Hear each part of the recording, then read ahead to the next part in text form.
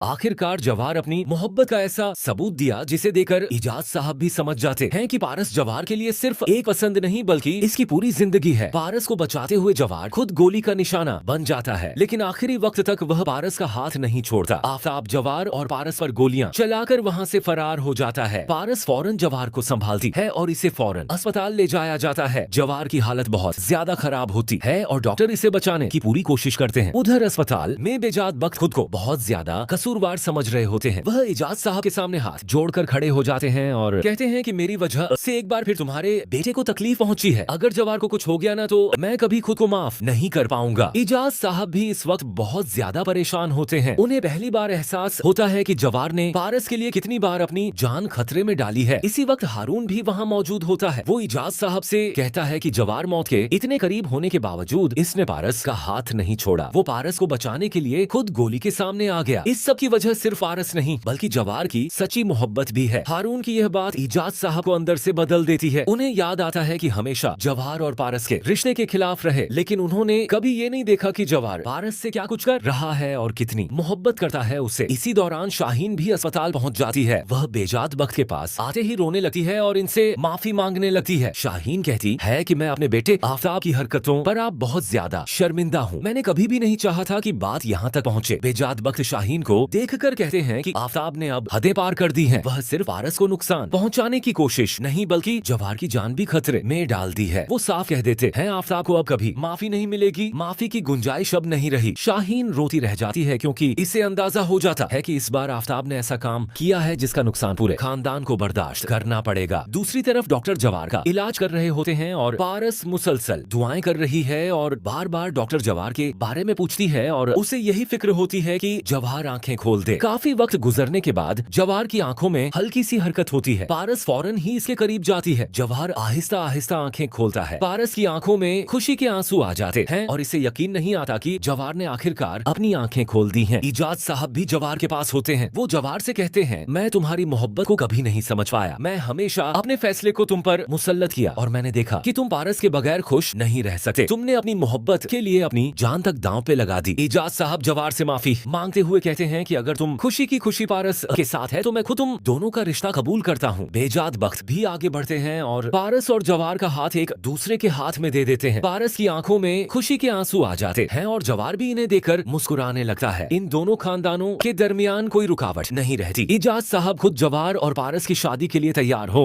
बेजाद बख्त पहले तो मुस्कुराते हैं लेकिन पारस की खुशी के लिए आखिरकार मान जाते हैं और घर में एक बार फिर खुशियाँ आ जाती हैं। वक्त गुजरता जाता है। दोनों की जिंदगी बहुत ज्यादा खुशी से गुजरने लगती है। जवाहर हमेशा की तरह पारस का ख्याल रखता है। पारस भी जवाहर की मोहब्बत को अपनी जिंदगी की सबसे बड़ी खुशी समझने लगती है। कुछ अरसे के बाद जिंदगी में एक बहुत बड़ी खुशी आने वाली होती है। उनके घर में एक खूबसूरत सा बच्चा पैदा हो जाता है। जवाहर इस बच्चे को गोद में उठाकर पारस को देखता है और कहता है कि मैं तुम्हें जिंदगी में एक मुहाफिज बनकर आया था, लेकिन अब जिंदगी में भर तुम्हारा मुहाफिज बनकर रहूंगा। पारस मुस्कुराकर जवाहर की तरफ देखती है। यूं तो वो मोहब्बत जिस रिश्ते में इतनी रुकावटें आई आखिरकार मंजिल तक पहुंच ही जाती है। दूसरी तरफ आफताब के लिए कई सजाएं आफताब को मिल की गई। उसकी सजाएं उसको मिल जाती हैं। पुलिस उसे अरेस्ट करके जेल में ले जाती है। वहाँ पे वहाब दौरानी भी मौजूद होता है। शाहीन अपने बेटे के किए गए पर बहुत ज्यादा शर्मिंदा होती है, लेकिन अब बहुत देर हो चुकी है। लेकिन जवाहर और पारस की मोहब्बत एक खूबसूरत अंजाम तक पहुँच जाती है और मुहाफिज ड्रामे की कहानी का यहाँ पर खुशगवार इख्तिताम हो जाता है। अब टाइम है स्टोरी को अपने वर्ड्स में एक्सप्लेन करने का। अब जिस तरह से जवाहर डट के वहाँ पर खड़ा रहा और उसने अपने सीने पे गोलियां खा ली और उसके बाद जब हारून रियलाइज करवाएगा इजाज साहब को ये बात कि आपका बेटा पारस से कितनी ज्यादा मोहब्बत करता है, इसमें सिर्फ और सिर्फ जवाहर का कसूर नहीं, आप लोगों का भी कसूर है कि आप लोगों ने अपनी मर्जी उस लड़के पे मुसल्लत की और उसने आज ये साबित कर दिया कि वह कितना ज्यादा मोहब्बत करता था पारस से और उसकी कितनी जगह थी उसके दिल में और उसका सच्चा मुहाफिज उसने बनके दिखाया, जिसपे जवाहर बख्त को भी इस बात का अंदाजा हो जाएगा कि जवाहर से ज्यादा बेजाद को भी अंदाजा हो जाएगा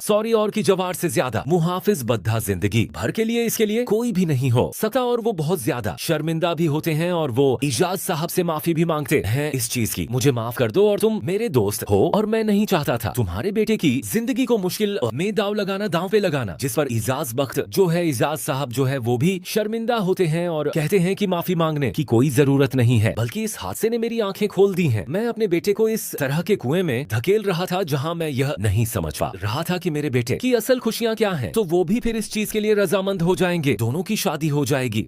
रेशम वहां पे रोती पीटती रह जाएगी और इन दोनों की खुशगवार माहौल में इन दोनों की शादी दिखाई जाएगी। शादी हो जाएगी और ये दोनों बहुत ज्यादा खुश हो जाएंगे। तो इस तरह इस ड्रामे का इख्तिताम कर दिया जाएगा। बहुत मजे का इख्तिताम था, बहुत मजा आया। एंड के एपिसोड तो बहुत ही अमेजिंग थे। क्या आप लोगों को भी लगे? मुझे तो बहुत ही एंड के एपिसोड जो बहुत ही इंटरेस्टिंग, बहुत ही मजे के थे। जबकि स्टार्ट में ही ड्रामा बहुत ही बोरिंग था, लास्ट से आके ये ड्रामा बहुत ही ज्यादा इंटरेस्टिंग हो गया था। बहुत ही मजा आया इस ड्रामे को देखने का। और मैं ये नहीं कहूंगी कि इसका जो है वो पार्ट 2 भी आएगा, क्योंकि कह दिया जाता है, लेकिन कब आएगा यह कोई नहीं जानता। तो जिस तरह से जो पहले कुछ अरसा पहले भी एक ड्रामा आया था और उस बहुत वावेला लोगों ने मचाया था कि उस ड्रामे का भी सेकंड पार्ट आना चाहिए, सेकंड पार्ट आना चाहिए, लेकिन उस ड्रामे का भी सेकंड पार्ट नहीं आया और इसका भी पता नहीं आएगा भी या नहीं। दो किनारे इसका बहुत ज्यादा फेमस हुआ था और उसके बाद ये इसका ड्रामा भी बहुत ज्यादा फेमस हुआ।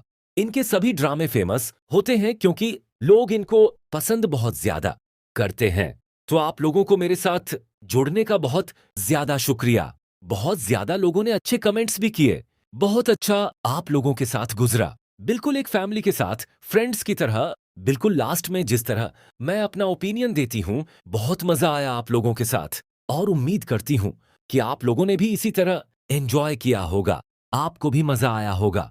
अपना बहुत सारा ख्याल रखिएगा। मिलेंगे अब नए ड्रामास के साथ, नई स्टोरीज के साथ। अपना बहुत सा ख्याल रखिएगा, दुआओं में याद रखिएगा। अल्लाह हाफिज।